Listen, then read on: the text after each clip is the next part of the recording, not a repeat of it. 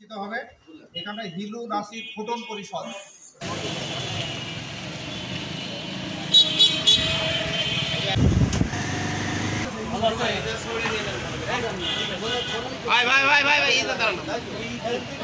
ব্যালটটা দেন, ব্যালটটা এইদিকে করেন না, ব্যালটটা এরকম করেন।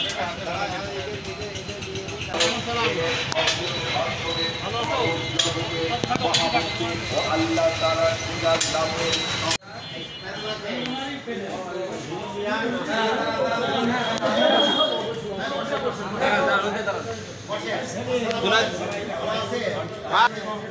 সবাই হাতে হাত দেন, সবাই হাতে হাত দেন। ভাই করেন, ওই ছবিটা দিয়ে দিন।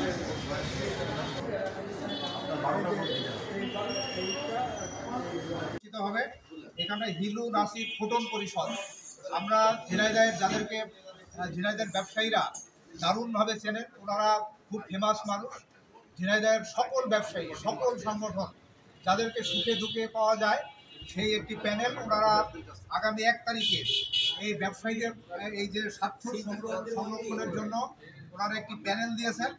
সেই প্যানেলের এই প্রচারণা চলছে। আমরা এখন দাঁড়িয়ে আছি পাগলাকাড়ার একটি ব্যবসা প্রতিষ্ঠানে।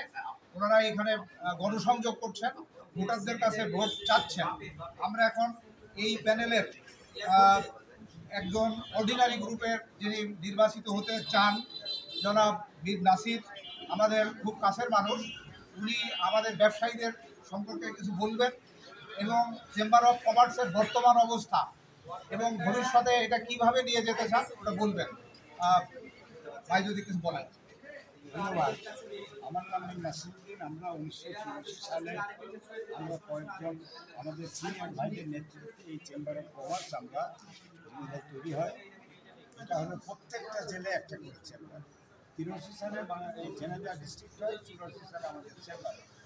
তো তখন 250 টাকা ফি দিয়ে 17 জন মেম্বারের জন্য আমরা লোক পাইছিলাম। চেম্বারটা অনেক বড় হয়েছে, কিন্তু 1917 সাল পর্যন্ত আমি ঝিনাইদহ চেম্বারে প্রেসিডেন্ট ছিলাম। তারপরে রাজনৈতিক ব্যক্তিরা এটাকে দখল করে। সেই দখল অবস্থায় আমাদের মিনিস্ট্রি অফ কমার্সের আন্ডারে হলো আমাদের এই চেম্বার অফ কমার্স। আমরা সেইখান থেকে সেই কমিটিকে, যারা অবৈধ কমিটি হিসেবে দখল করেছিল, তাদেরকে মিনিস্ট্রি অফ কমার্স অব্যাহতি দিয়ে আপনার প্রশাসক নিয়োগ করে। প্রশাসকের দায়িত্ব হলো 120 দিনের ভিতরে ভোটটা করা। কিন্তু দুর্ভাগ্যজনক 22 সালের 30শে জুন এই প্রশাসক নিয়োগ হয়েছে, কিন্তু ঐক্যবাদী এই নির্বাচনটা হয়নি। যারা ছিল তাদের বিভিন্ন রকম অপতৎপরতা, সরকারি দলের ক্ষমতার অপব্যবহার, সব কিছু করে নির্বাচনটা বন্ধ রাখছে। শেষ পর্যন্ত আমরা হাইকোর্ট পর্যন্ত গেছি এবং নির্বাচনের তারিখ ঘোষিত হয়েছে। আমরা যারা ব্যবসায়ী, প্রকৃত ব্যবসায়ী, যারা চেম্বারটা তৈরি করেছিলেন, তারাই মিলে আমরা এই প্যানেলটা তৈরি করেছি। এখন আগামী 1 জুন এই নির্বাচন। আমরা অর্ডিনারি গ্রুপে 12 জন এবং অ্যাসোসিয়েট গ্রুপের 5 জন আমাদের প্যানেলে আমরা প্রতিনিধিত্ব করার জন্য আমরা মনোনয়ন দিয়েছি। আমরা আশা করি যে প্রকৃত ব্যবসায়ীদের কাছে ব্যবসায়ীদের ভোট দিয়ে এই ব্যবসায়ী প্রতিষ্ঠান ব্যবসায়ীদের আমাদের এটাই হলো আমাদের মন্ত্র। প্রশাসক এটা ওনারা সরকারি কর্মকর্তা, প্রশাসক পৌরসভা 11 বছর যখন ছিল, তারপরে প্রশাসক বসেছিল, তখন হয়েছে। আমাদের চেম্বার সামনে এখন তখন ছিল, প্রশাসক করছে। এখন এই নির্বাচন যদি সঠিক সুন্দরভাবে হয়, তাহলে পরে আশা করে যায় যেটা আবার ব্যবসায়ীদের ফিরে আমাদেরও প্রত্যাশা থাকে।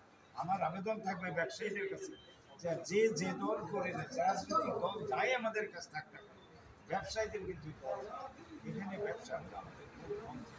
আমরা রাজনৈতিক ব্যক্তিদের এই ব্যবসা প্রতিষ্ঠান দেখতে চাই না। যেমন আজকে ঝিনাইদহ দোকান মালিক সমিতি নাম করে একটা সমিতি আছে, আপনারা হয়তো জেনে দেখতে পারেন। এই দোকান মালিক সমিতিতে যাদের দোকান নেই তারা নেতৃত্ব দিচ্ছে এবং বিগত 15-16 বছর এই দোকান মালিক সমিতির কোনো কার্যক্রম নেই, একমাত্র শারীরিক দরবার ছাড়া। আমরা এই চেম্বারটাও সেই পর্যন্ত চলে গেছিলাম। এটাকে আগামী 1 জুন নির্বাচনের মাধ্যমে আমরা আমাদের ব্যবসায়ীদের স্বার্থ সংরক্ষণের জন্য এই কমিটিটা আমরা যেতে পারি। ব্যবসায়ীদের সার্বিক সমস্ত বিষয়গুলো আমরা লক্ষ্য করব। বিশেষ করে chamber of commerce export import বিজনেসের সঙ্গে সবচেয়ে সম্পৃক্ত আজকে দেখা যাচ্ছে যে আমাদের কোনো এক্সপোর্ট লাইসেন্স করতে গেলে অবস্থা হয়ে গেছে। কাজেই আমরা আশা করব যে যারা ব্যবসায়ী প্রকৃত যারা আছে আমরা চেম্বারে নির্বাচনে দাঁড়িয়েছি তারা আমাদেরকে রায়টা দিয়ে আমাদেরকে বিজয়ী করবেন এই প্রত্যাশা। আমাদের যদি আপনি ভোট চান, যদি আপনাদের আমি ধন্যবাদ জানাচ্ছি যে আপনারা আমাদের এই কাজের সঙ্গে সহযোগিতা করার স্বার্থে আপনারা আমাদের পাশে আসেন। আপনারা জানছেন যে এই Jhenaidah chamber of commerce and industrial ব্যবসায়ীদের সর্বোচ্চ ফোরাম, তাদের অ্যাডমিনিস্ট্রেশন, তাদের ডমিনেট করা, তাদের ভালো মন্দ দিক দেখার দায়িত্ব হচ্ছে চেম্বার, এবং চেম্বার হচ্ছে গভর্নমেন্টের একটা মিডিল ফ্যাক্টর। গভর্নমেন্টের মাঝে হলো ব্যবসায়ীরা একটা বড় সংগঠন, যাদের সঙ্গে সরকারের একটা লেনদেন বা সরকারের একটা লিহাজও চলে। এই যে জাতীয় রাজস্ব হবে, বাজেট হবে, সেখানে কিন্তু চেম্বারের মতামতের ভিত্তিতেই কিন্তু বাজেটটা প্রণয়ন হবে।